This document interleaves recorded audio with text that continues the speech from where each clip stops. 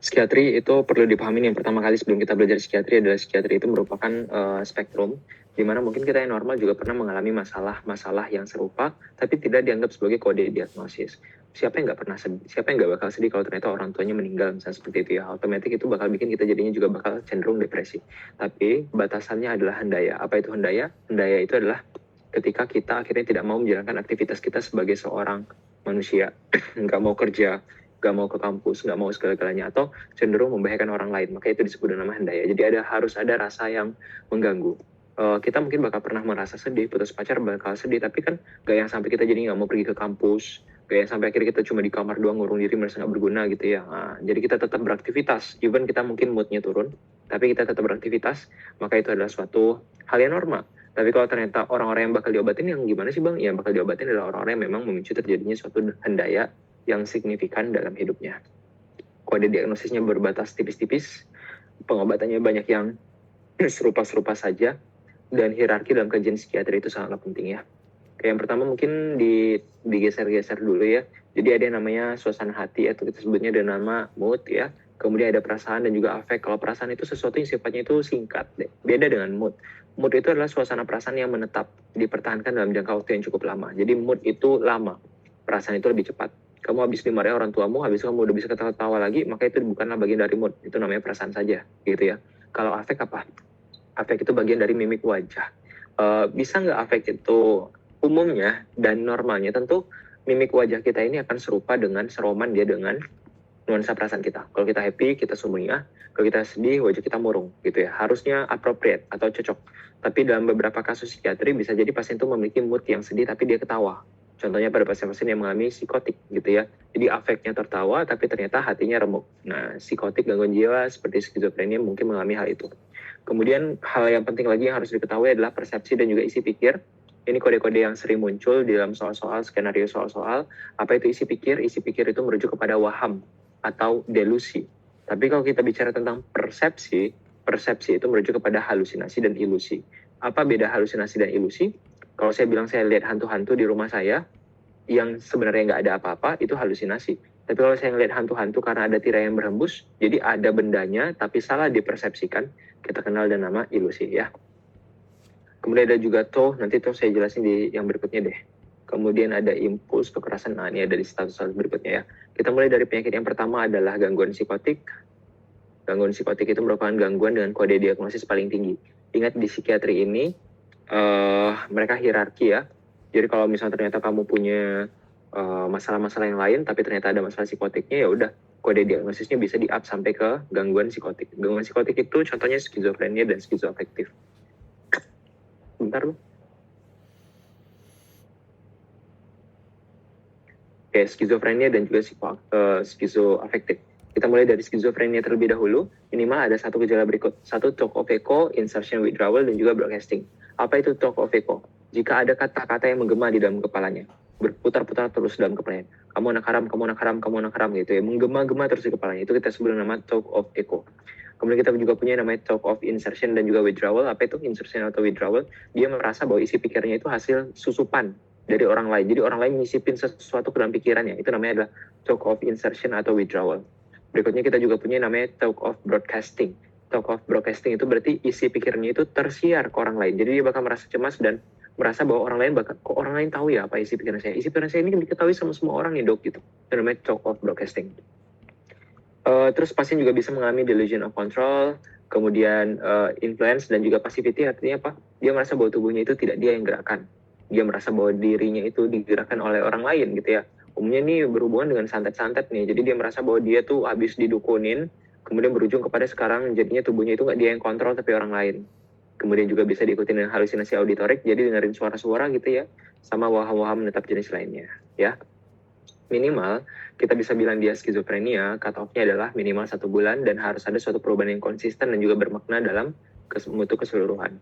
Skizofrenia tadi itu adalah skizofrenia. Sekarang klasifikasi dari skizofrenia, ini penting sekali, kamu harus bisa bedakan paranoid, disorganized atau hebephrenic dan juga katatonik.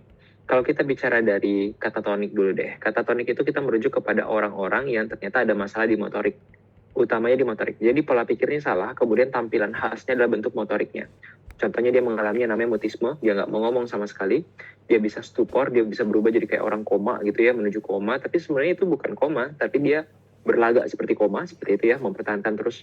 Kemudian negativisme, untuk segala sesuatu yang kita lakukan terhadap tubuhnya, dia selalu lawan. Saya suruh dia angkat, kita angkat tangannya, dia malah nurunin ke bawah. Jadi dia mencoba untuk melawan terus. Itu yang namanya negativisme. Rigiditas, kaku di seluruh tubuh, tapi kalau ternyata kaku di seluruh tubuhnya itu dipertahankan dalam bentuk yang aneh, misalnya sambil posisi seperti ini kan capek ya. Nah, orang normal nggak bakal tahan lama kayak gitu. Tapi dia kaku dan mempertahankan kondisi badannya dalam bentuk yang aneh ini dan kompleks ini kita sebut dengan nama posturing. Kemudian fleksibilitas area itu apa? Bisa dibentuk. Jadi dia kayak patung lilin. Kita angkat tangannya, angkat tangan dia. Kemudian ada common automatism, apa itu? Latah versi motorik. Angkat tangan dia. Turunin tangan dia gitu ya. Jadi dia karena kita suruh dia ini. Kalau latah kan biasanya versi bicara ya. Latah ini versi motorik. Gaduh gelisah dan lain-lain. Itu untuk yang katatonik. Jadi kata kuncinya katatonik itu adalah dia motorik problem. Umumnya katatonik ini langsung di ECT ya. Electroconvulsive therapy. Langsung dikasih aliran listrik. Terus ada dua lagi, ada skizofrenia paranoid dan skizofrenia hebefrenik. Kalau paranoid itu kata kuncinya dia yakin bahwa dia memiliki yang namanya waham persekutorik atau waham kejar. Dia selalu berpikiran bahwa orang lain itu menggunjingkan dia. Dia selalu berasumsi bahwa orang lain itu akan menghancurkan dia, akan mencelakai dia. Jadi dia merasa bahwa dia dibicarakan, dikendalikan, diusilkan, habis itu diganggu. Dia selalu merasa seperti itu. Sehingga jadinya dia paranoid. Ya, paranoid kan parno ya, selalu merasa seperti itu. Kalau yang kedua ada yang namanya hebephrenic atau disorganized. Hebephrenic itu kata kuncinya kayak yang ada di film-film. Jadi ada yang dandanannya tuh menor, suka ketawa-ketawa, pakai baju anak-anak, habis itu suka usilin orang lain, cubit-cubitin orang lain gitu ya. Itu adalah statusnya skizofrenia hebephrenic. Jadi kalau paranoid ya parno, selalu berkepikiran bahwa orang lain sedang gangguin dia atau pengen mencelakai dia. Kalau di hebephrenic kata kuncinya kayak anak-anak kecilan gitu ya. Kategori lain kita juga punya yang namanya skizofrenia tak terinci, depresi pasca skizofrenia, pernah terdiagnosis skizofrenia, dinyatakan sembuh dari skizofrenia, sekarang muncul nuansa mood yang turun. Jadi rasa sedih, rasa tidak berguna, tidak memiliki masa depan, hilang aktivitas, hilang hobi, itu adalah depresi pasca skizofrenia. Kemudian kita juga punya namanya skizofrenia residual. Apa itu? Orang-orang yang pernah terdiagnosis dengan skizofrenia, gejala positif itu apa? Halusinasi, ilusi, delusi. Oke, halusinasi, ilusi, delusi sama talk. Echo, broadcaster, withdrawal, ataupun insertion, ada empat-empatnya itu adalah namanya gejala positif. Nah, ini ada pasien skizofrenia, bergejala positif sebelumnya, sekarang gejala positifnya udah hilang, tinggal gejala negatifnya doang. Gejala negatif itu apa? Miskin bicara, gak mau komunikasi dengan orang lain, afek tumpul, kalau bicara pendek-pendek, jadi bisa dibilang dia berubah jadi orang yang pendiam dan males banget untuk berkomunikasi. Nah, males berkomunikasi tidak sama dengan depresi ya. Kalau depresi itu harus ada nuansa perasaan tidak berguna. Kan ada depresi mayor minor tuh. Jadi harus merasa masa depan suram, tidak berguna, nggak ada lagi apa-apa ke depannya, sedih berkelampauan, kehilangan minat. Itu harus terjadi kalau di mood. Jadi mood tuh memang nuansa perasaannya. Bukan orang yang ngurung di... Apakah orang yang ngurung di kamar langsung dibilang depresi? Belum tentu. Bisa jadi itu adalah gejala negatif dari skizofrenia gitu ya. Kenapa? Karena kalau kita bicara depresi, ya memang bisa jadi ngurung di kamar, tapi harus ditanya dulu sama dia apakah nuansa perasaan hatinya memang sedang turun, memang merasa tidak berguna, memang merasa tidak ada masa depan, memang merasa tidak ada lagi hobi, minat, bakat tuh nggak ada sama sekali gitu ya. Itu baru namanya gangguan mood ya. Jadi kalau di sini tuh menurun diri di kamar, nggak mau bicara sama orang lain, afeknya tumpul, miskin bicara sedikit, nah itu namanya adalah gejala negatif. Oke? Kemudian kita punya yang namanya skizofrenia simplex. Apa itu skizofrenia simplex? Kalau skizofrenia simplex itu kode diagnosis yang kita gunakan untuk orang yang nggak tahu kita pernah kena skizofrenia ya atau tidak, tapi sekarang dia memiliki yang namanya gejala negatif yang menetap. Ya, jadi kalau dia punya riwayat,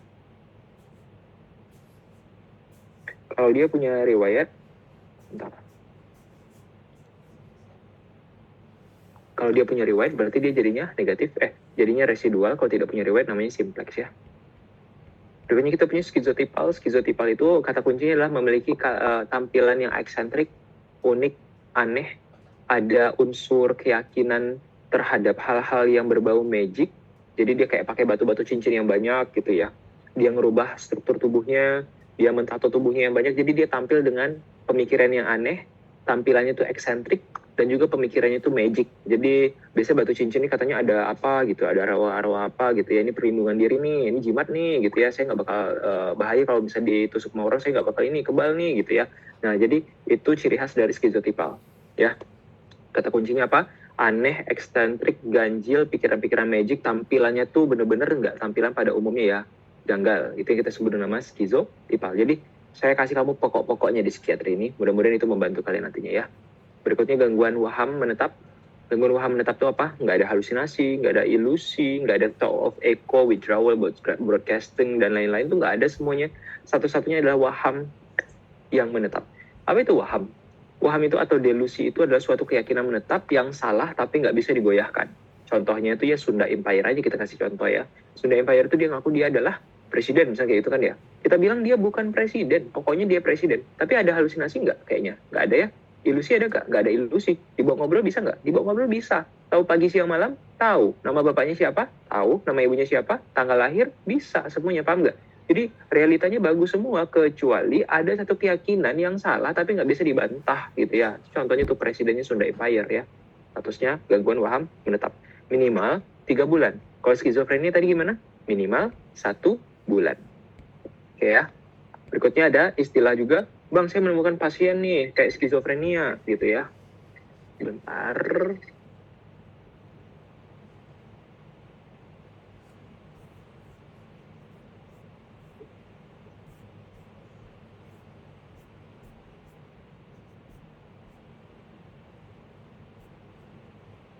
Oke.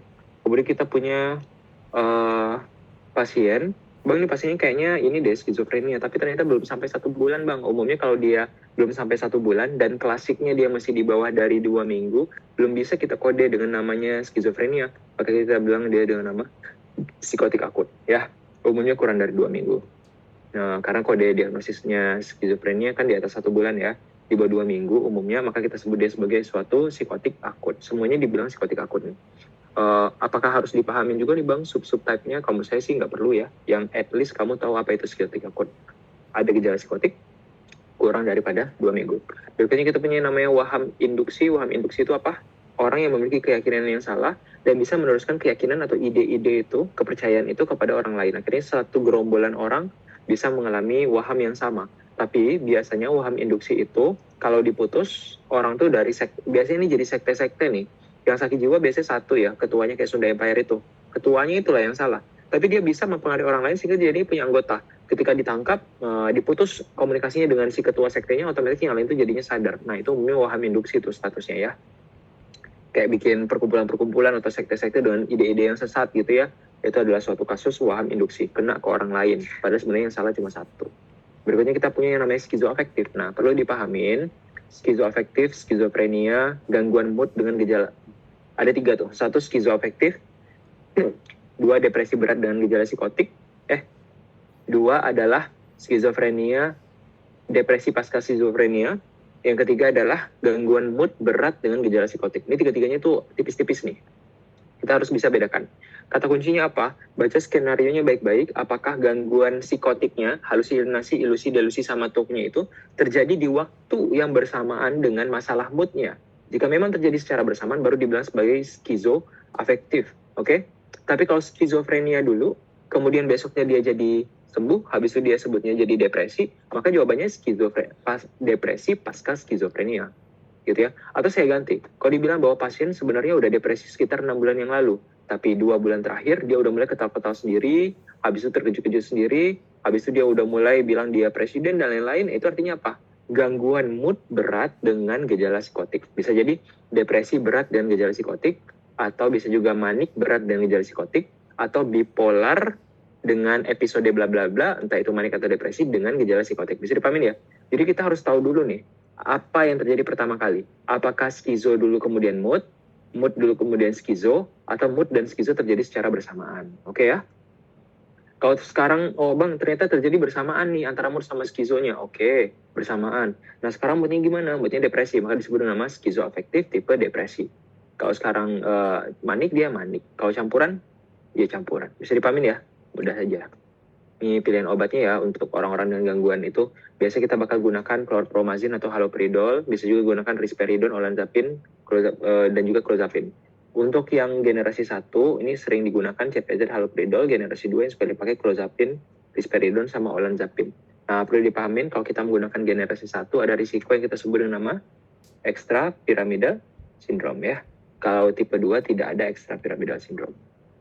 Berikutnya kita masuk ke gangguan mood dan juga afektif. Nah, emosi dan mood 2 tuh hal yang berbeda ya. Kalau emosi atau perasaan itu adalah short term. Jadi misalnya kamu misalkan habis berantem sama temanmu dalam 3 jam, kemudian semuanya kembali selesai. Besok pagi kamu udah ketawa lagi, itu namanya emosi doang ya. Emosi itu statusnya sesaat. Tapi kalau ternyata kondisi nuansa perasaan kita itu cukup lama dan menetap, kita sebut nama mood. Oke?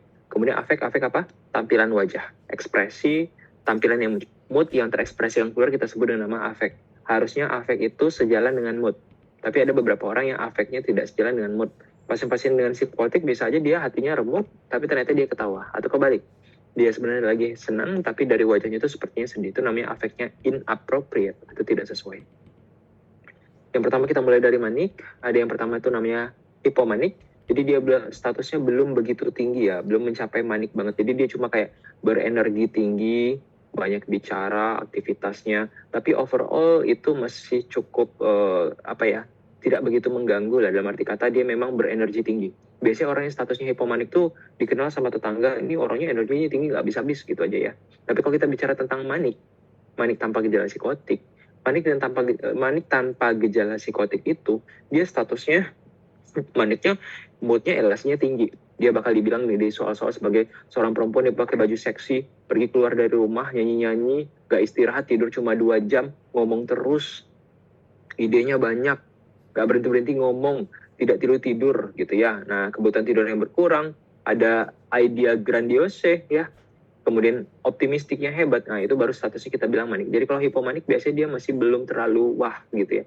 Tapi kalau manik tuh benar-benar yang parah banget sampai nggak tidur beberapa hari, nggak tidur sama sekali, kemudian ngomongnya banyak, nggak berhenti-berhenti, optimis banget, semangat yang bisa diturun. Nah, itu adalah manik tanpa gejala psikotik. Tapi kalau tampilan yang banyak ngobrol, nggak tidur tadi itu, heboh, mencuap-cuap, optimis, berenergi tinggi itu, ternyata diiringi dengan waham, maka statusnya adalah manik dengan gejala psikotik. Umumnya wahamnya adalah waham kebesaran ya, atau erotomania.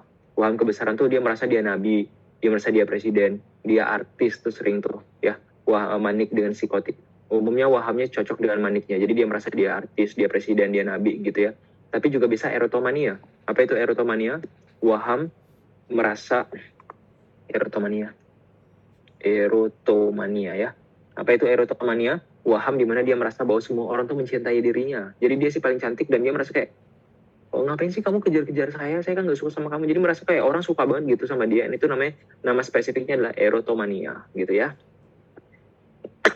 Berikutnya depresi. Nah tolong, untuk depresi ini gejalanya tuh harus kamu hafalin.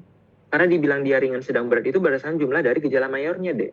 2 dari 3, ada 4-4-nya, kurang-kurangnya, ditambah sekurang-kurangnya 4 dari minor, ada semua mayor, paham nggak? Jadi untuk depresi memang agak berat. Kenapa? Karena kita wajib menghafal 3 depresi mayor, 3 gejala depresi mayor. 1, afek depresif.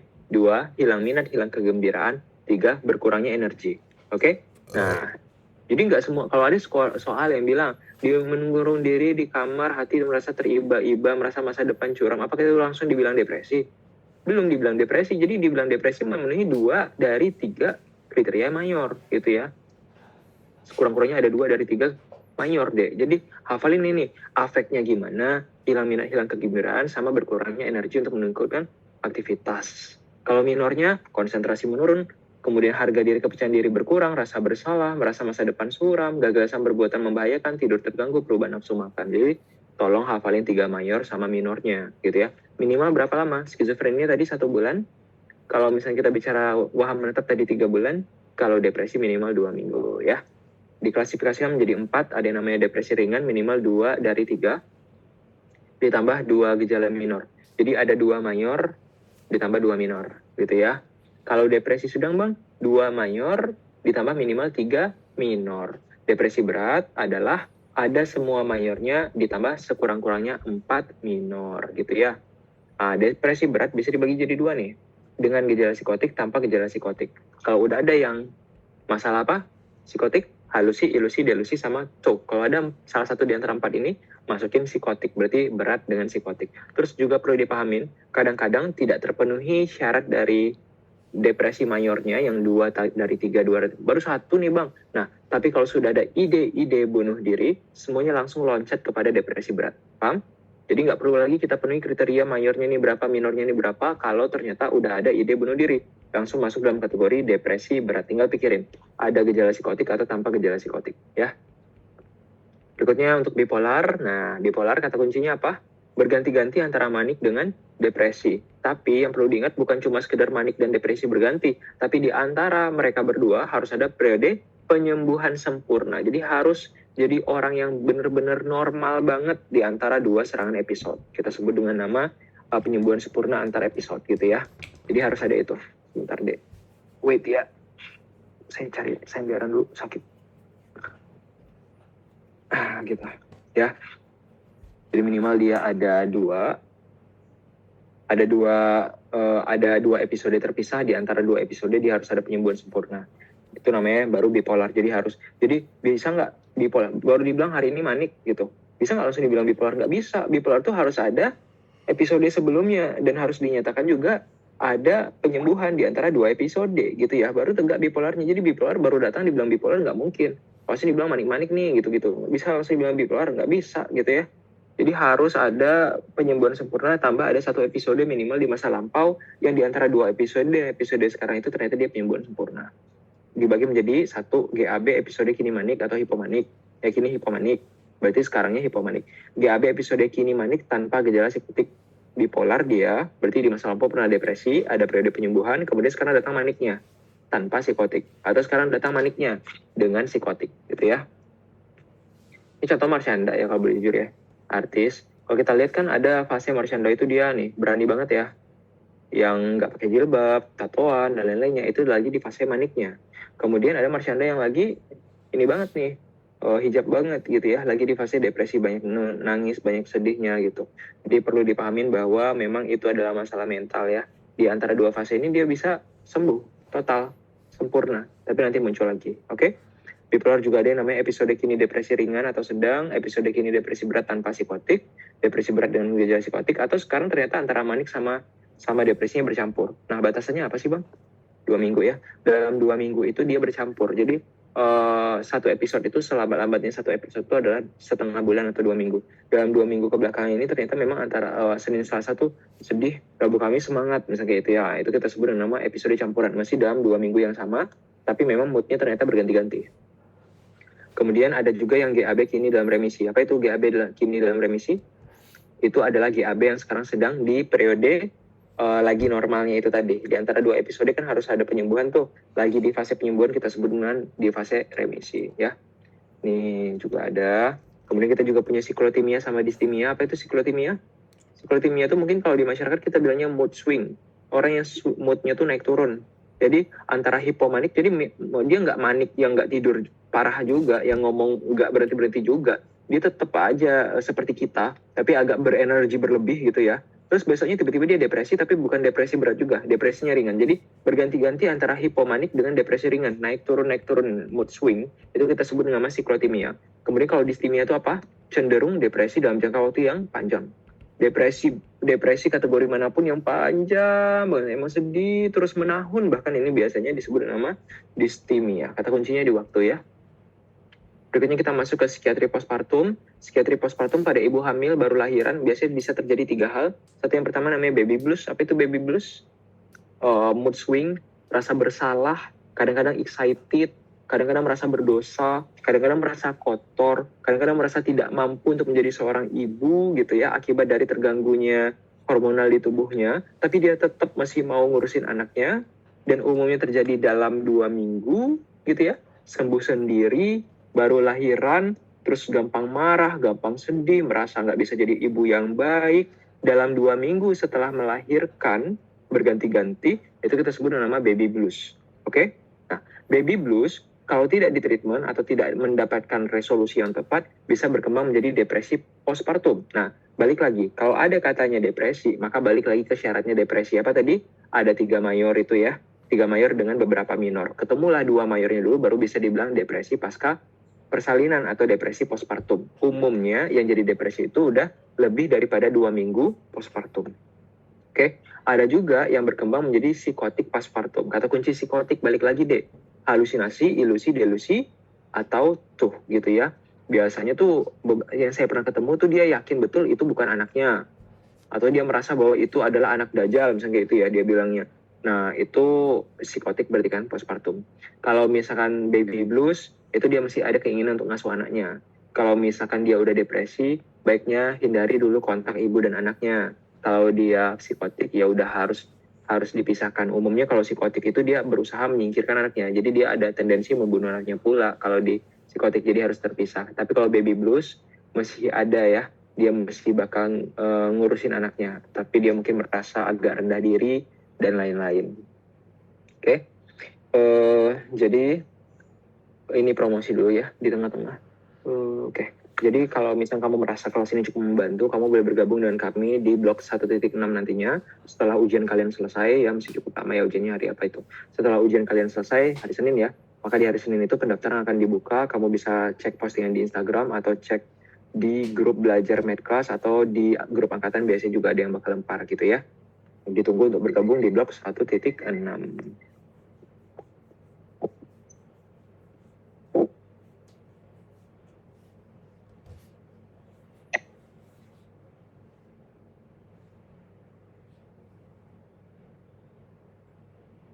Oke, saya lanjutkan. Bentar.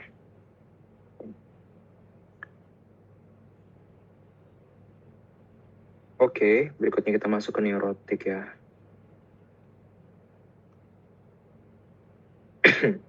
Berikutnya kita masuk ke gangguan neurotik. Ada ansietas, fobik, panik, dan juga depersonalisasi, derealisasi. Yang pertama agorafobia dulu. Kata kunci dari agorafobia adalah tidak mau keluar dari rumah. Akibat dari apa? Karena merasa kalau saya keluar dari rumah, saya bakal sampai ke situasi di mana saya nggak bisa diselamatkan.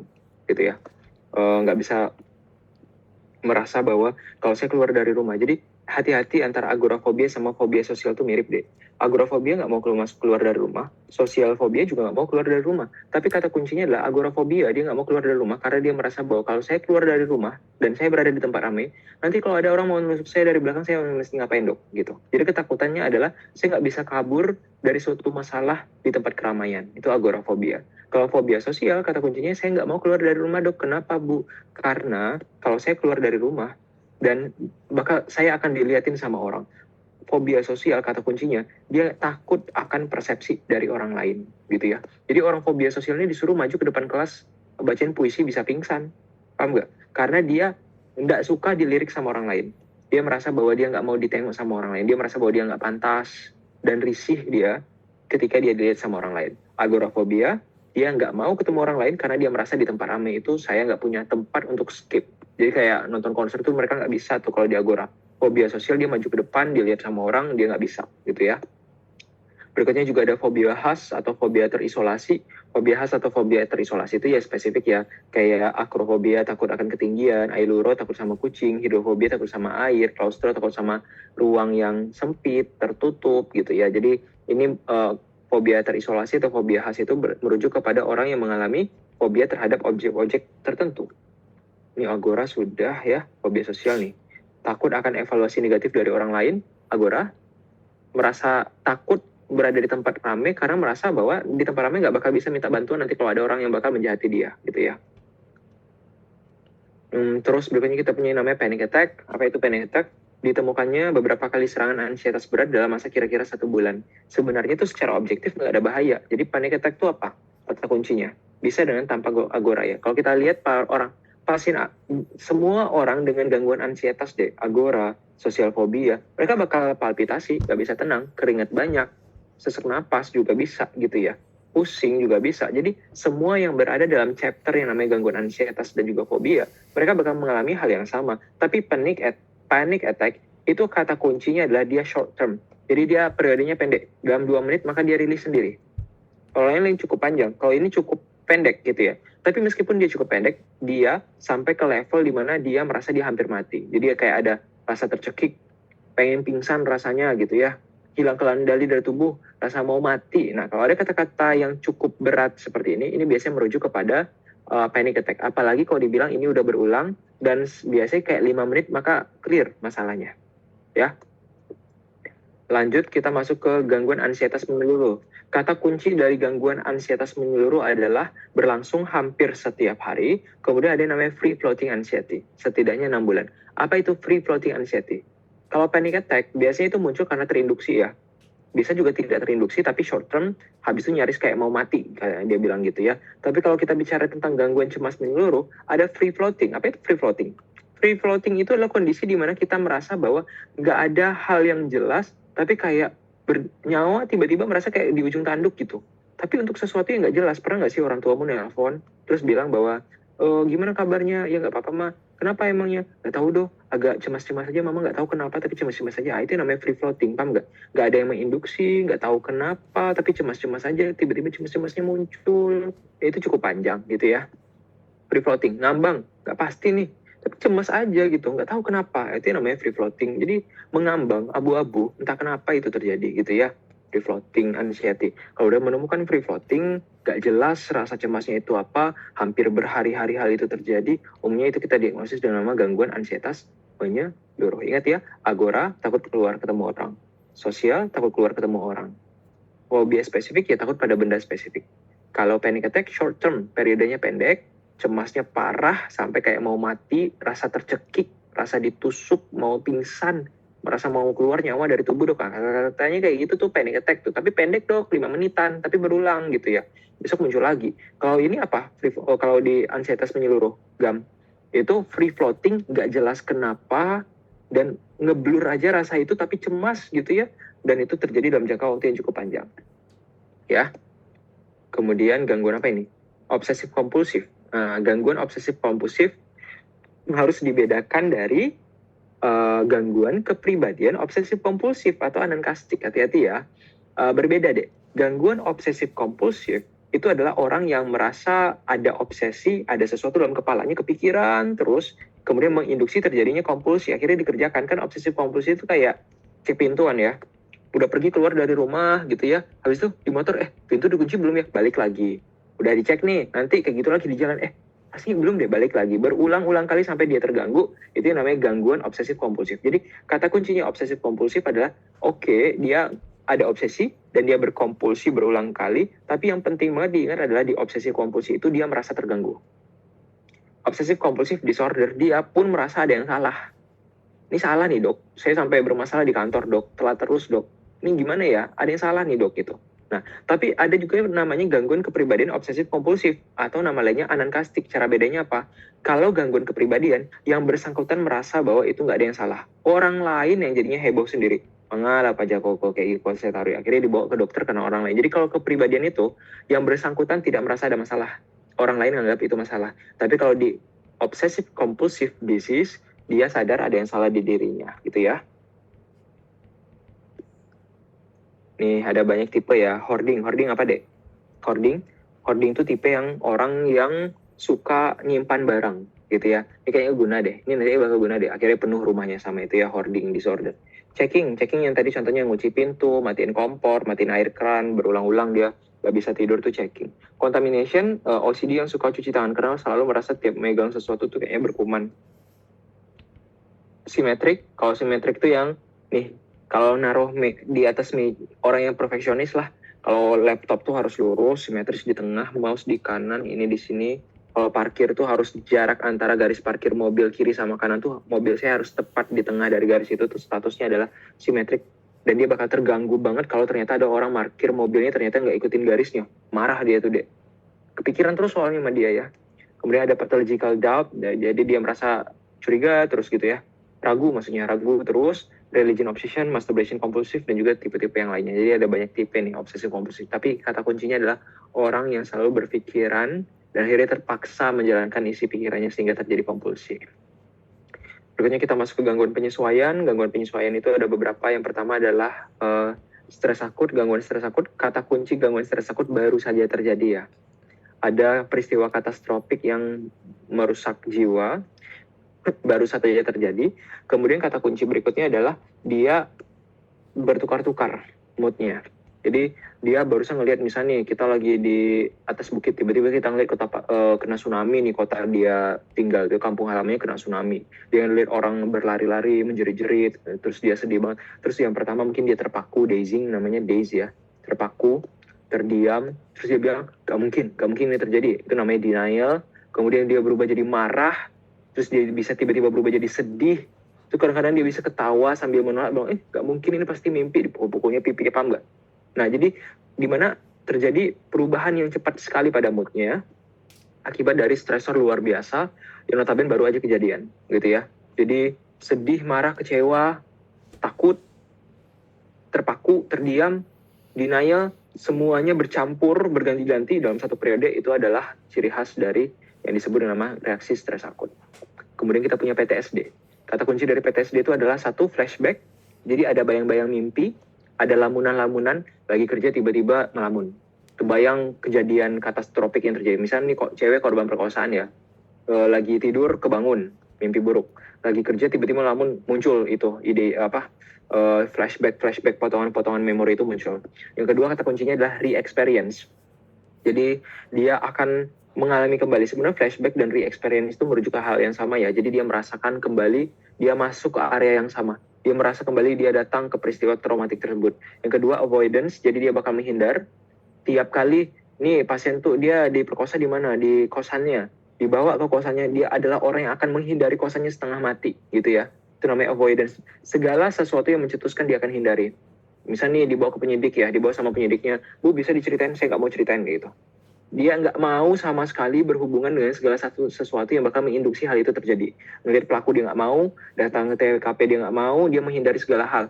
Diajak ngobrol terkait hal itu pun dia nggak mau. Kemudian hyperarousal, kesiagapan berlebih. Jadi kita udah mau menuju TKP nih, misalnya kita bawa mobil, saya mau bawa dia ke minimarket, si korban perkosaan ini. Tapi jalannya mungkin menuju ke arah sana. Itu dia bilang bahwa, ini kita mau kemana nih?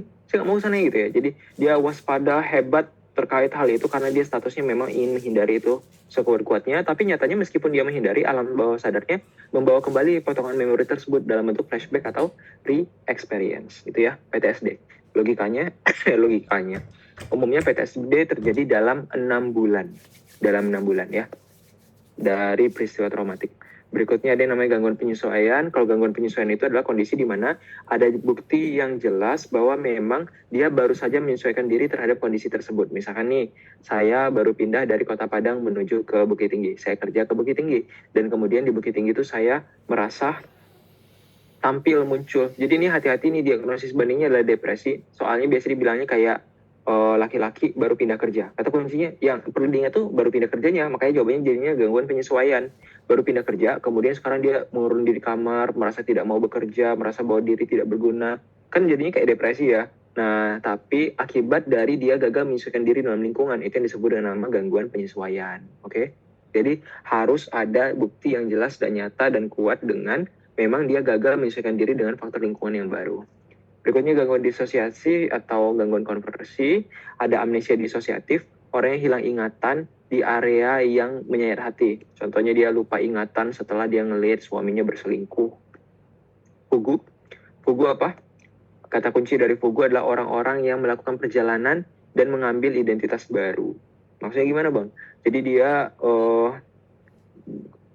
misalkan dia ternyata adalah seorang TNI di daerah konflik, kemudian dia stres di situ, akhirnya dia meninggalkan daerah konflik, terus dia bilang namanya Budi, padahal nama aslinya Andi. Terus dia bisa bilang bahwa saya Budi, saya lahir di Padang, jadi dia memiliki identitas baru dan dia benar-benar nggak ingat sama sekali bahwa sebenarnya dirinya adalah orang yang lain. Ini sama kayak multiple personality disorder ya. Tapi kalau di PPDGJ kita nggak punya istilah itu. Di DSM ada, di PPDGJ adanya fugu. Tapi mirip kayak multiple personality, paham nggak? Seseorang tuh bisa muncul personality yang baru dan benar-benar meninggalkan personality yang aslinya, itu namanya fugu ya. Nah, tapi kata kuncinya fugu, dia melakukan perjalanan dengan personality yang barunya. Kalau stupornya jadi kayak koma gitu ya. Kalau dia trans, orang-orang yang kesurupan dalam PPDGJ disebut dengan nama gangguan trans ya. di mana dia kehilangan identitas, kehilangan personality, dan mengambil personality baru yang erat kaitannya dengan corak budaya. Contohnya, dia menghilangkan diri, saya Dede, dan saya tinggalkan personality saya, kemudian saya ngambil personality harimau, berubahlah kita kerasukan harimau gitu ya. Ngambil personality-nya Vina misalkan gitu ya. Vina tahu? Yang korban itu yang lagi hits filmnya kayaknya kan ya. Nah itu kan ceritanya temennya kan ya, dimasukin arwah. Nah itu kalau dalam kajian psikiatri mereka nggak percaya arwah-arwah gitu deh. Di kajian psikiatri itu dianggap bahwa si temennya Vina itu dia mengambil apa namanya? Mengambil personality atau identity dari si Vinanya gitu. Sebenarnya itu bukanlah arwah yang merasukin gitu ya. Paham? Kemudian gangguan motorik disosiatif. Nah muncul tiba-tiba lumpuh kasar gitu ya. Tiba-tiba lumpuh. Kalau gangguan sensorik tiba-tiba baal, hilang rasa. Kalau konvulsi tiba-tiba kejang. Nah, yang namanya gangguan konversi ini sebenarnya kode dari gangguan konversi ini adalah dia mengalami masalah mental. Dia mengalami masalah stres yang serius, tapi dialihkan menjadi sesuatu di dalam internalisasi tubuhnya. Jadi misalkan dia sebenarnya adalah perempuan yang sayang betul sama suaminya, tapi ternyata suaminya berselingkuh, berhubungan seksual, kegep di kamar, di atas kasurnya mereka sendiri gitu ya, kegep. Nah itu marah betul istrinya dan berubah jadi buta. Jadi sebenarnya dia tidak ada masalah organik, tapi karena masalah mental yang dialami, terkonversi dia menjadi masalah internal dirinya gitu ya. Jadi disosiasi konversi itu merujuk kepada salah impuls gitu. Berikutnya kita masuk ke gangguan somatoforum ya. Gangguan somatoforum itu ada beberapa.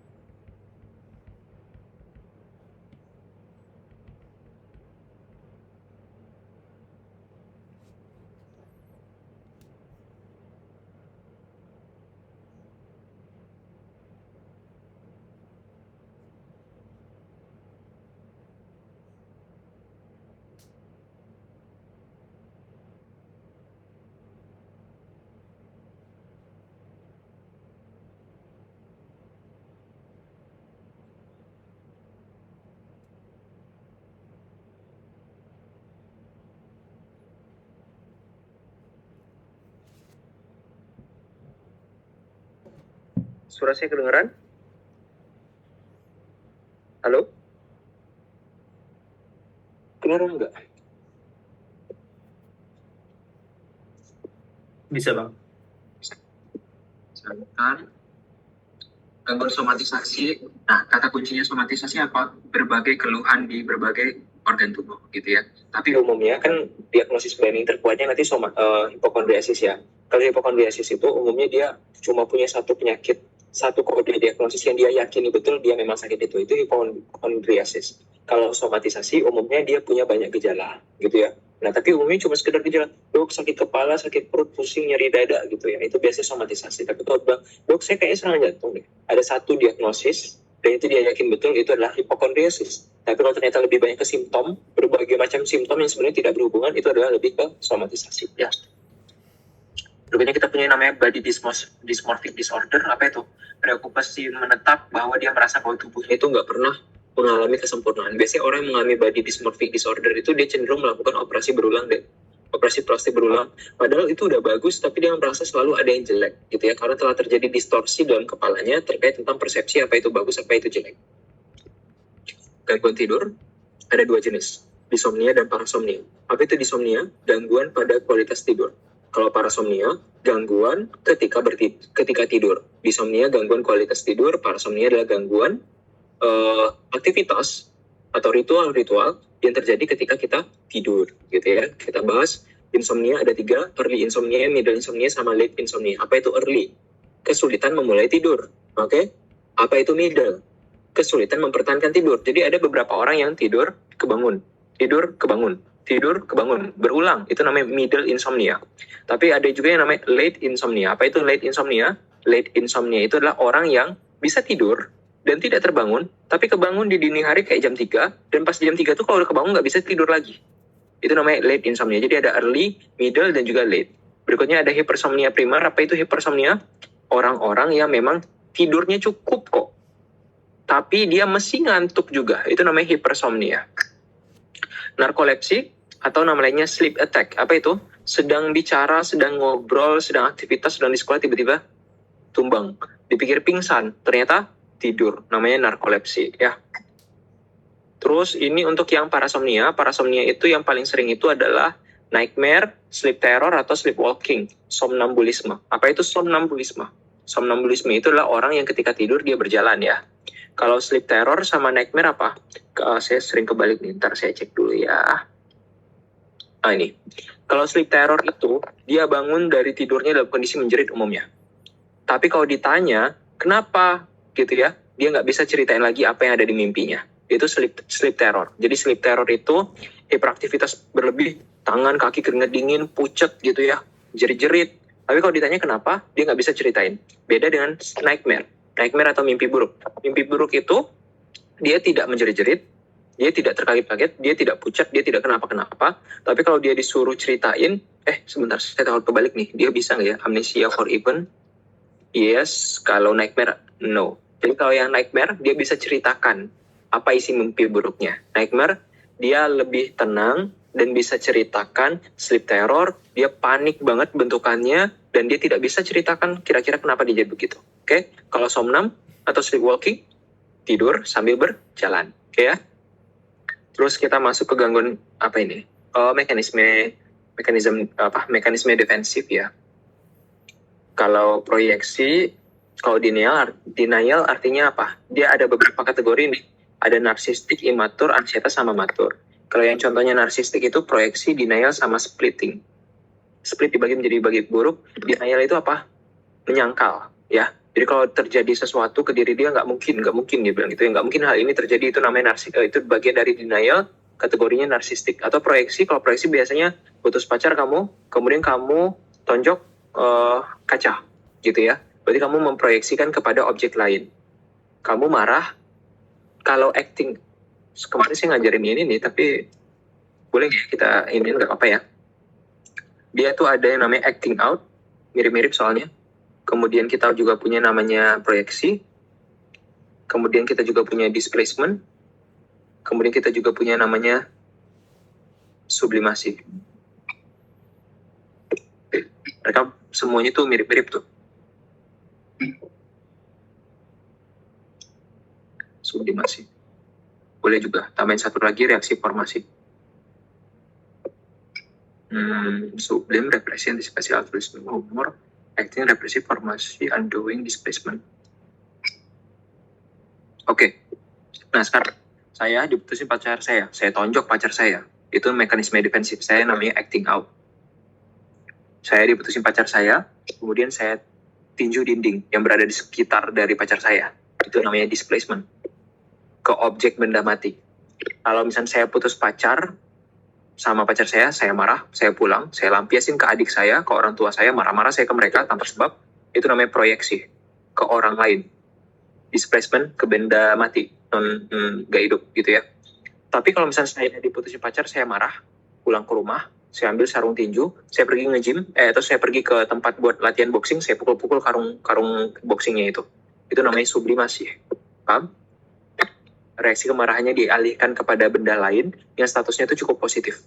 Sedangkan reaksi formasi, saya diputusin pacar, kecewa, sedih, marah, pulang, saya jadi volunteer untuk kasus Galodo di Padang Panjang itu. Paham nggak? Jadi bentuk kekesalan kita alihkan ke sesuatu yang lebih bermanfaat dan positif. Mereka semua mirip. Hati-hati ya. Acting out, proyeksi, displacement, sublimasi, dan juga reaksi formasi ya. Kita lanjut.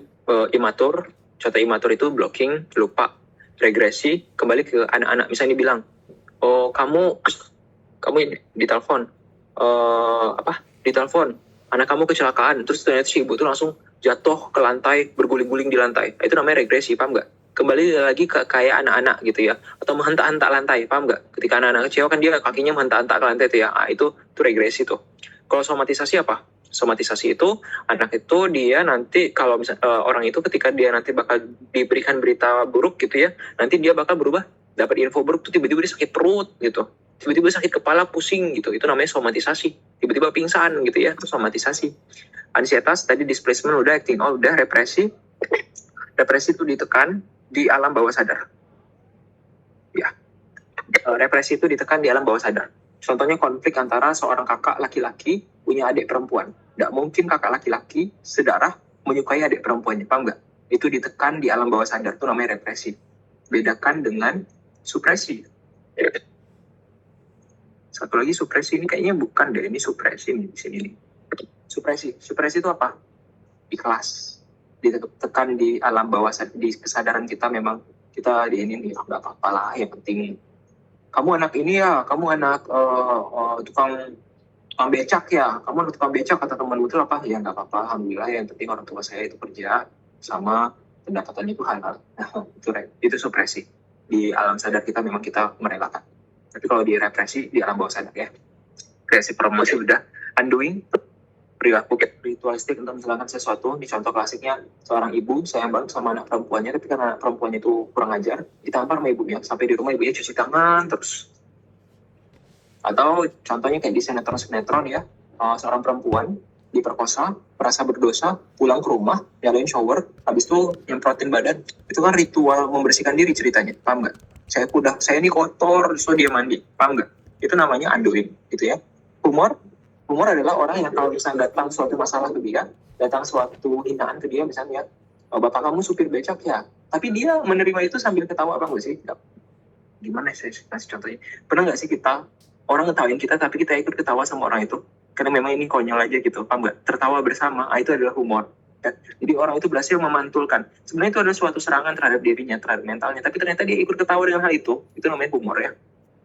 Jadi ketawa, misalnya kita jatuh nih, ini kepleset, pernah nggak sih kepleset di depan kelas, misalkan di depan kelas kita lari-lari, kepleset, orang ketawain kita, itu kan sebenarnya stres mental buat kita ya, tapi kita jatuh, kita pun ketawa, paham nggak sih?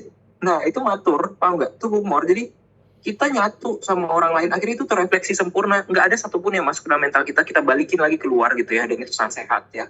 Orang-orang yang cenderung humor, mampu membalikkan kondisinya, dan ikut tertawa bersama lingkungan, itu orang-orang jiwanya sehat umumnya. Sublimasi tadi udah. Antisipasi altruistik apa?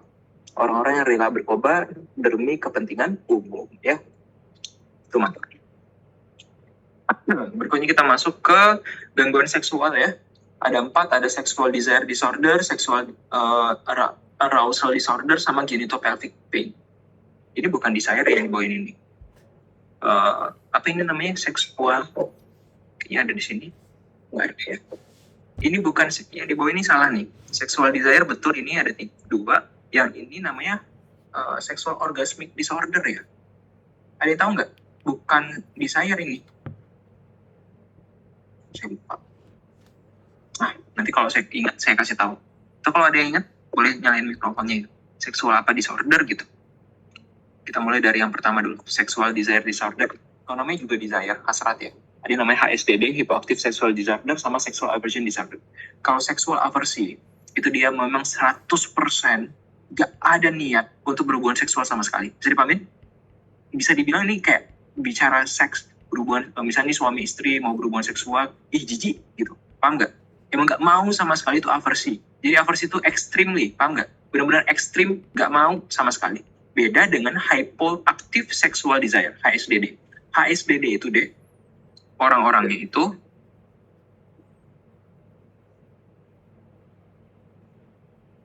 gangguan ejakulasi atau gangguan orgasme ya. Oke, terima kasih. Berikutnya, kita lanjutin dulu. HSDD. Kalau HSDD tadi apa? HSDD itu hypoactive sexual desire disorder. Jadi bisa dibilang gak ada keinginan untuk berhubungan seksual deh.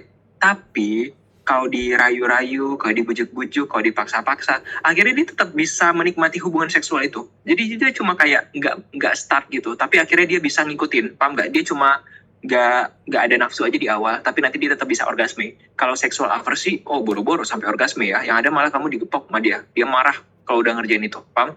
Jadi aversi itu extremely, hypoactive itu cuma kayak hasratnya tuh rendah. Tapi kalau diajak berhubungan seksual dan akhirnya dia mau berhubungan seksual, tuh sexual desire disorder. Berikutnya orgasmic disorder ya, atau ejaculation disorder atau apa lagi itu ya, saya lupa juga. Yang pertama female orgasmic apa itu? Jadi dia tidak mencapai orgasmenya. Kalau pada perempuan ya female orgasmic, kalau male orgasmic ya pada laki-laki. Nah, tapi ada juga pada laki-laki ini problem satu lagi apa itu? Ejakulasi dini, premature ejaculation. Apa itu? Kalau female orgasmic disorder atau male orgasmic tidak pernah tercapai orgasmenya. Kalau ejakulasi dini terlalu cepat si laki-laki itu mencapai orgasmenya, gitu ya, mencapai ejakulasinya. Kemudian kita juga punya yang namanya sexual arousal disorder sama male erectile. Di dalamnya ada dua, female sexual arousal disorder sama male erectile. Ini adalah kegagalan dalam maintain deh. Bisa dibilang nih ya, desire ini start ya. Kemudian sexual arousal ini adalah maintain, mempertahankan. Kemudian ini finishing. Ya, kan dimulai, dipertahankan, dan ejakulasi kan itu ya. Nah, kalau dia nggak bisa memulai itu sexual desire disorder. Kalau dia tidak bisa jadi dia sudah berhubungan seksual nih, di tengah jalan dia kehilangan nafsu, paham nggak? Kehilangan keinginan. Nah, perempuan itu namanya female sexual arousal disorder. Jadi gagal mempertahankan untuk mencapai ejakulasi. Sedangkan kalau misalnya pada laki-laki, dia namanya erectile disorder. Jadi penisnya tiba-tiba udah ngecil lagi, ya. Yang ketiga tadi itu yang yang ejakulasi atau orgasme, gagal mencapai orgasme atau ejakulasi dini. Nah, yang keempat genitopelvic pain. Ada dua ya, ada dyspareunia. Apa itu dyspareunia? Rasa nyeri pada perempuan ketika berhubungan seksual. Umumnya karena mungkin dia kurang lubrikan, jadi kurang sekresi dari vaginanya, sehingga ketika berhubungan seksual malah yang lebih mendominasi adalah rasa nyerinya, gitu ya. Yang kedua juga bisa terjadi vaginismus. Apa itu vaginismus? Vaginanya tiba-tiba kontraksi, sehingga nanti penis itu terjepit di dalam vagina, gitu ya. Terjepit, nggak bisa copot sama sekali, itu namanya vaginismus. Kemudian kita punya paraseksual disorder. Paraseksual disorder ini adalah bentuk-bentuk dari penyimpangan seksual, deviasi seksual. Proteor, apa itu proteor? Suka grepe-grepe, gesek-gesekin alat kelamin ya. Proteor itu gesek-gesek, pegang-pegang. Proteor. Kalau voyeur, ngelihat seksual, ngintip-ngintip. Ngintipin orang lain berhubungan seksual. Dia malah mendapatkan kenikmatan seksualnya itu ya. Kan aneh ya. Orang mendapatkan kenikmatan seksual dengan melakukan aktivitas seksual. Dia mencapai kenikmatan seksual tertingginya ketika dia ngintipin orang lain sedang berhubungan seksual. Atau ngintipin orang lain sedang mandi. Pas di situ tuh tercapai gairah seksual tertingginya. Itu yang salah. Exhibition apa?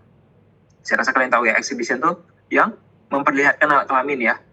Jadi buka celana di depan umum. Fetis itu bukan tidak hidup, tapi fetis itu adalah berhubungan seksual dengan objek atau benda yang statusnya itu non-seksual atau non-erotik. Pun dibilang fetis kaki. Oh, suka sama kaki, dipegang-pegang, dipeluk-peluk gitu, dijilat-jilat bahkan kaki. Itu namanya fetis juga. Jadi nggak mesti benda hidup seperti di sini ya. Mungkin benda hidup ini contohnya kayak yang kemarin sempat heboh itu kan ya, motif kain jarik gitu misalkan.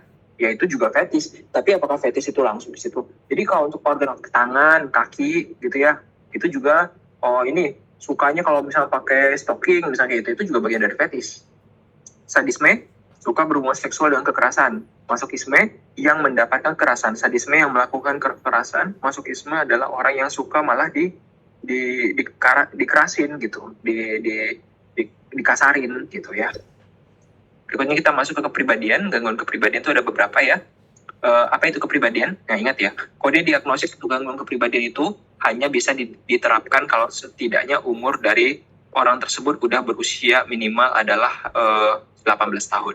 Karena kalau di bawah dari 18 tahun belum bisa ditegakkan gangguan kepribadian karena kepribadiannya belum menetap, masih berubah-ubah. Tapi kalau sudah puber, sudah di atas 18 tahun, umumnya kepribadian dari orang tersebut sudah menetap, sehingga kalau memang ada kepribadian yang salah sudah bisa ditegakkan diagnosis gangguan kepribadian. Sekali lagi, gangguan kepribadian adalah sesuatu yang terjadi di atas 18 tahun, plus yang kedua, yang bersangkutan tidak pernah merasa salah akan hal itu.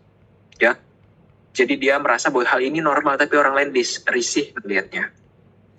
Status pekerjaannya terganggu. Berikutnya kita, ini nggak usah.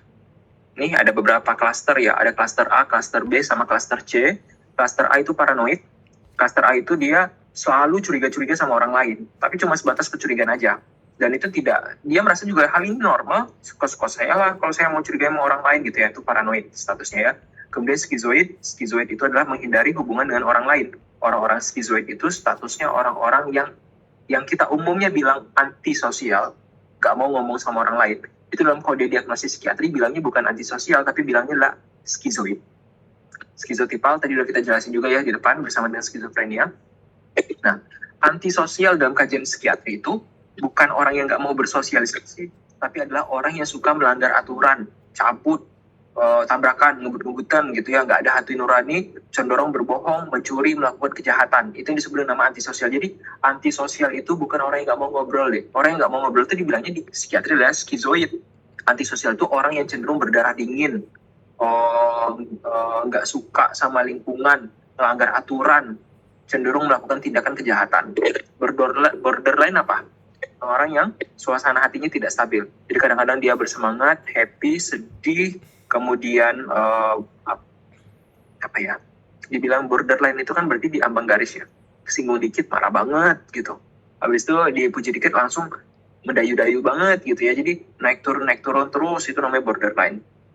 Hati-hati, jangan sampai ketukar dengan apa? Gangguan siklotimia. Mirip kayak siklotimia kan? Tapi kalau siklotimia dia rasa dia salah.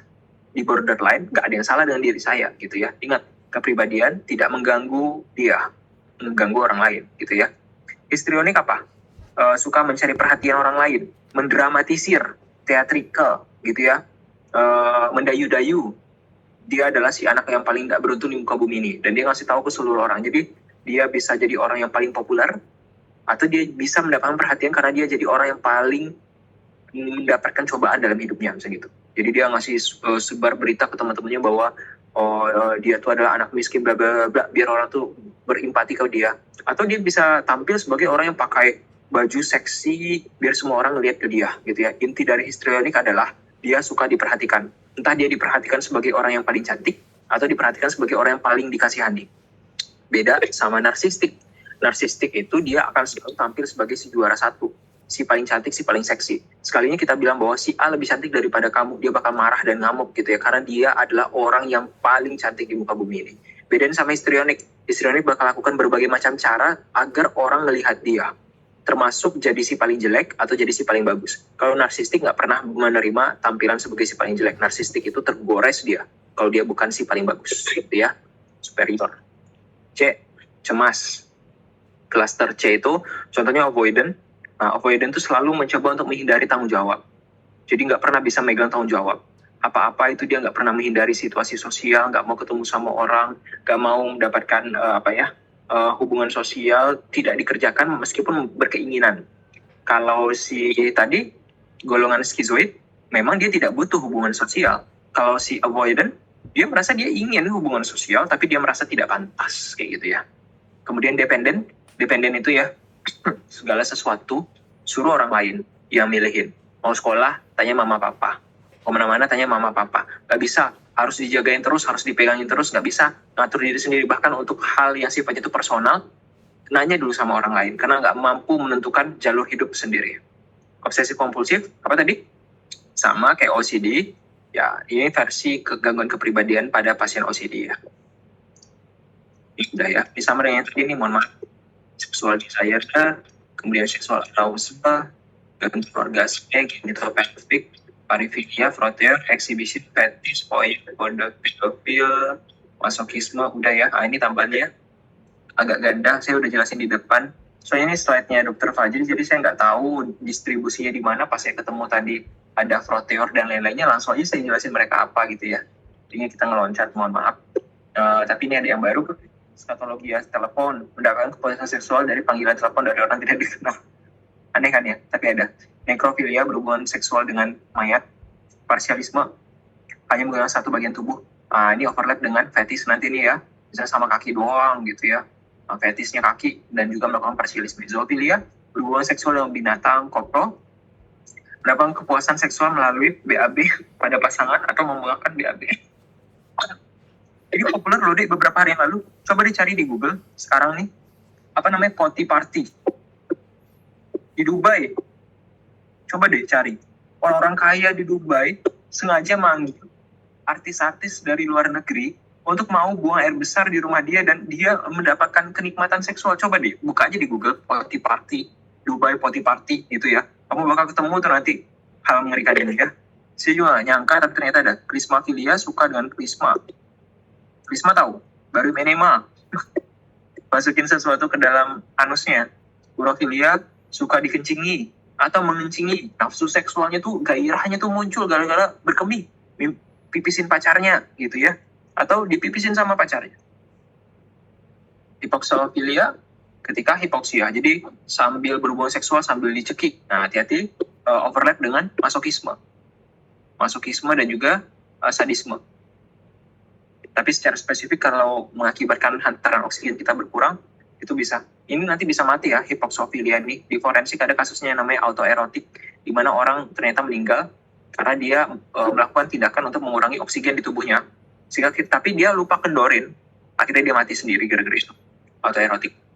Terus ada juga namanya transgender dan juga transseksual. Kalau ganti kelamin, dek, namanya transseksual. Kalau tidak ganti kelamin tapi merasa terjebak di tubuh yang salah, namanya transgender. Bedain transseksual sama transgender ya.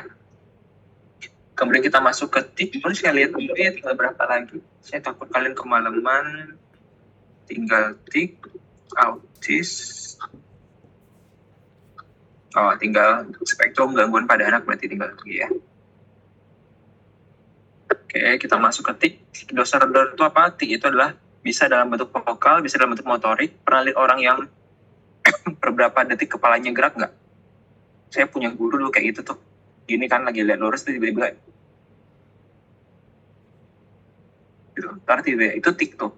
Jadi kepalanya tiba-tiba gerak. Bisa tik tuh motorik, bisa juga tik vokal. Tiba-tiba dia bikin suara-suara aneh. Ini Billie Eilish ini ternyata dia tik ya. Siapa lagi tuh kemarin saya lihat videonya di Instagram si Kapaldi itu kalau nggak salah juga ini ya. Iya nggak ya? Siapa namanya itu? Kok saya lupa ya? Kalian tahu nggak? Penyanyi cowok. Saya lupa ya. Ada yang cowok nih. Iya sih. Bukan Kapaldi. Siapa namanya? Aduh, yang cowok. Lupa. Nanti kalau ingat saya kabarin ya. Kalau saya ingat, mudah-mudahan saya ingat. Nah, penyebabnya karena masalah gangguan basalis umum terjadi pada usia 5-10 tahun dan seringkali remisi sendiri ketika udah dewasa ya. Tapi nggak semua orang juga remisi. Ini contohnya nih.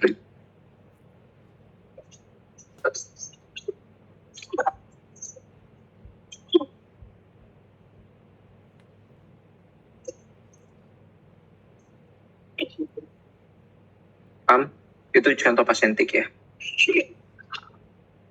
Oh, ini ada suaranya tapi kalian nggak dengar ya. Share screen. Ini untuk yang tik motorik. I'm 16 years old and I have Tourette's syndrome, as you can tell.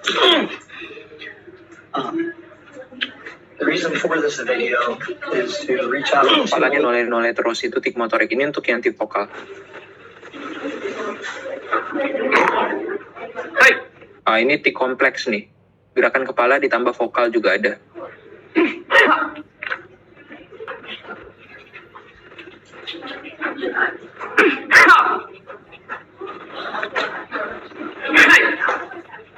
Oke.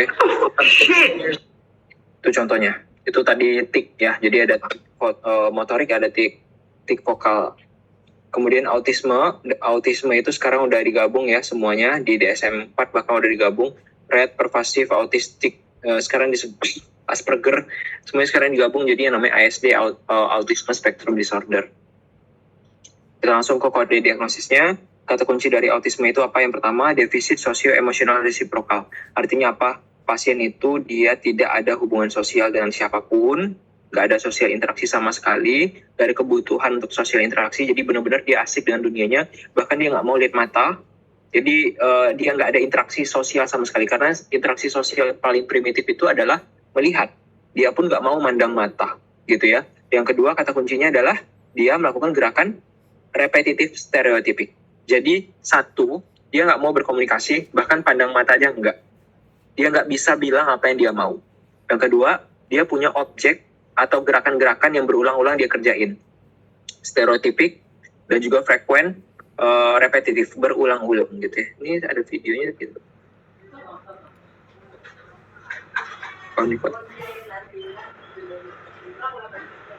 Ini dia, jadi anak autisme itu sibuk dengan dunianya sendiri, even ada orang di sekelilingnya dia nggak bakal peduli ya. Nah, ini dia sibuk dia, gerakan repetitif itu terus biasanya mereka punya objek kesukaan gitu, mobil-mobilan, boneka, dan lain-lainnya ya. Dipanggil-panggil pun dia nggak bakal mau, karena memang statusnya dia nggak peduli, nggak mau tahu.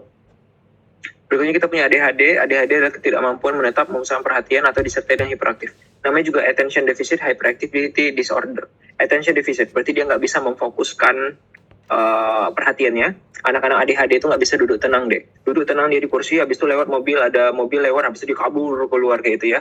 Dia nggak bisa fokus dengan satu objek, dia juga nggak bisa berhenti bergerak. Attention Deficit dan Hyperactive Disorder, sesuai namanya aja tampilannya ya. Gejala minimal 6 bulan, minimal di 2 setting tempat. 2 setting tempat yang mana? Di 2 setting tempat di mana seharusnya anak tuh bisa ngejaga diri.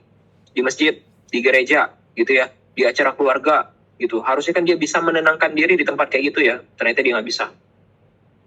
Simptomnya apa? Ya, poor listening skills, forget daily activity, attention-nya bermasalah, tugas sekolah nggak selesai, gitu ya. Dan intinya balik lagi. Anak-anak yang nggak bisa diam, terus lari-lari, pecicilan, gerak-gerak terus, itu merujuk kepada pasien yang mengalami ADHD ya. Retardasi mental merupakan hendaya keterampilan selama perkembangan di mana kecerdasan menyeluruhnya IQ-nya kurang daripada 70. Jadi memang dia secara kapasitas otak tidak memadai. Makanya akhirnya dia tidak bisa menjalankan aktivitasnya secara mandiri ataupun mandiri terbatas statusnya ya. Seringkali retardasi mental itu terjadi akibat dari ada permasalahan dalam kehamilan.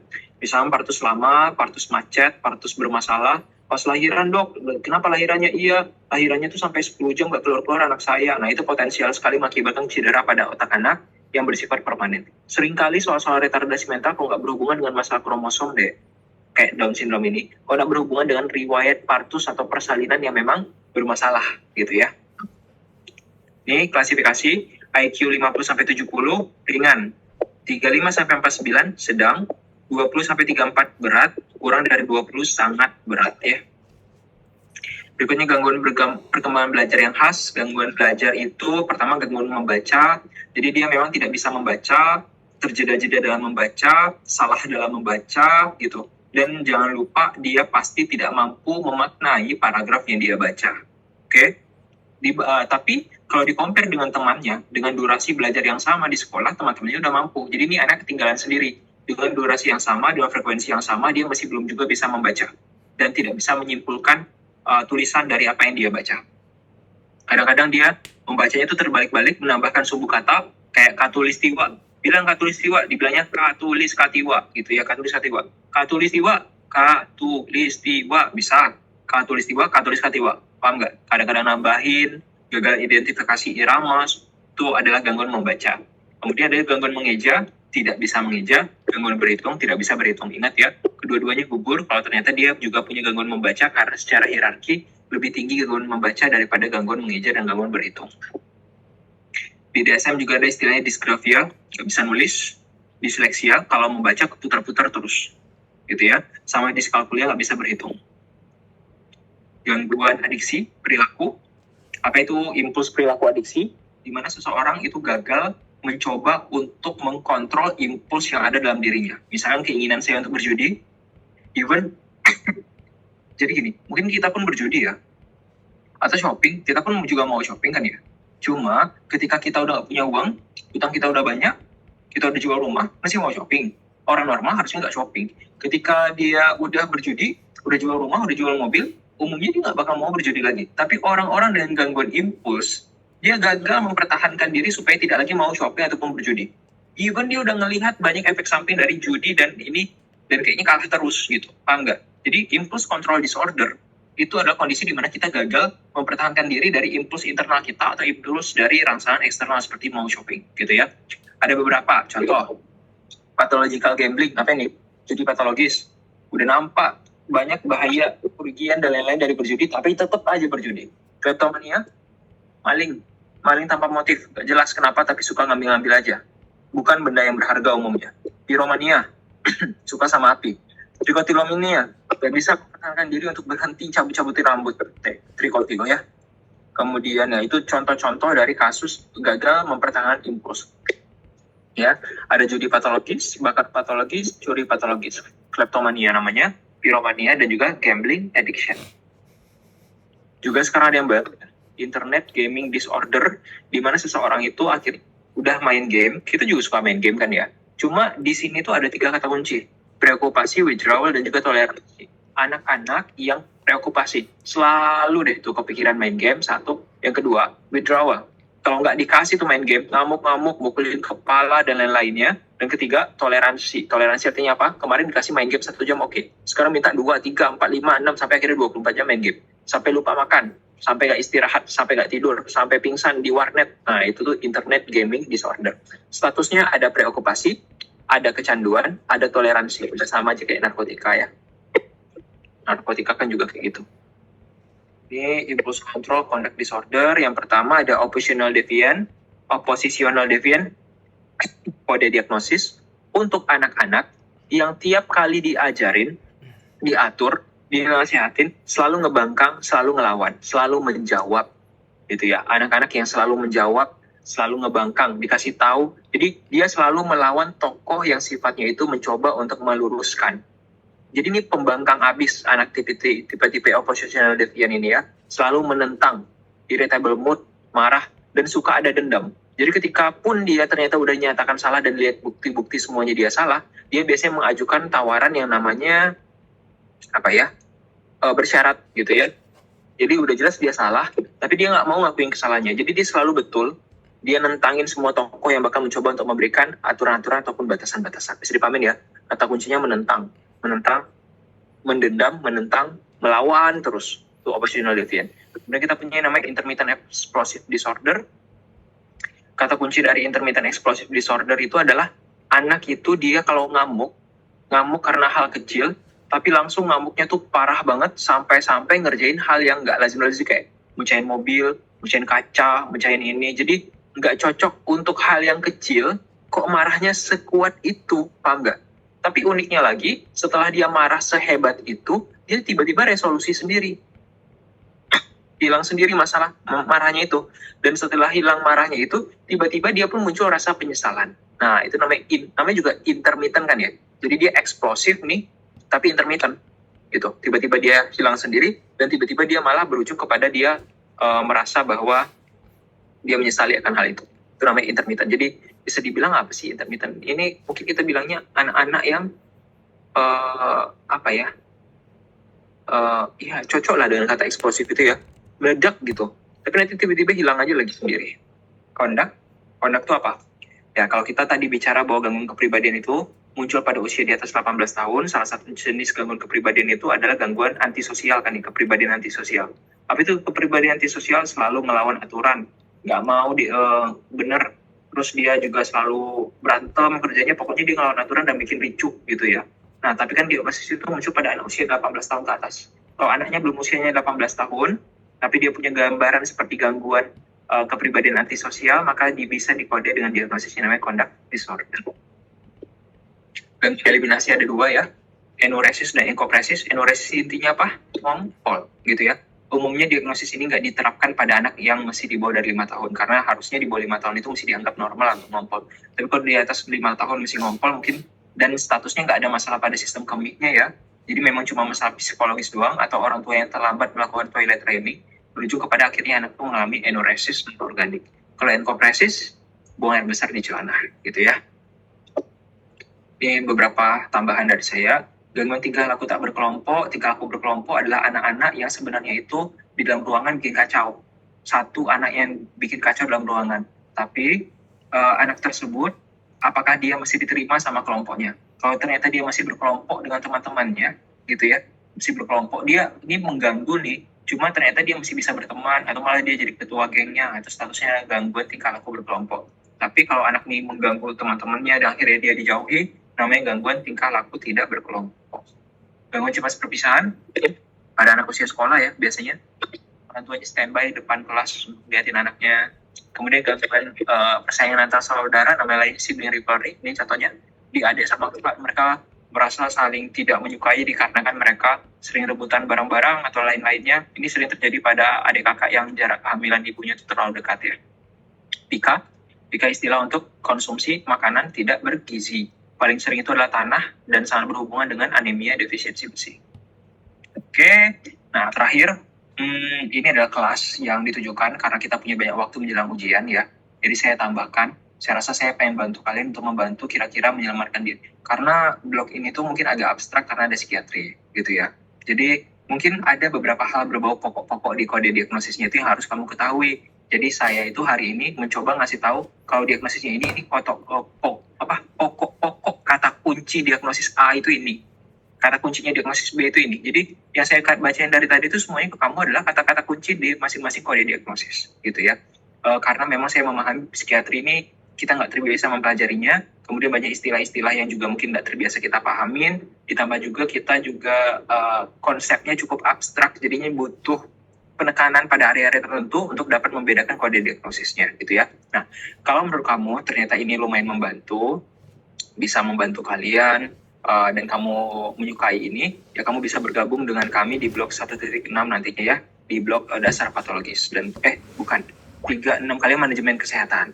Di blog manajemen kesehatan itu nanti saya bakal mengajarin tentang sesuatu yang sama seperti psikiatri lah pada dasarnya, sesuatu yang kita nggak pernah ngomongin tentang itu, tapi ternyata itu perlu kita pahamin, kayak sistem BPJS, regulasi-regulasi nasional terkait kebijakan-kebijakan kesehatan di Indonesia.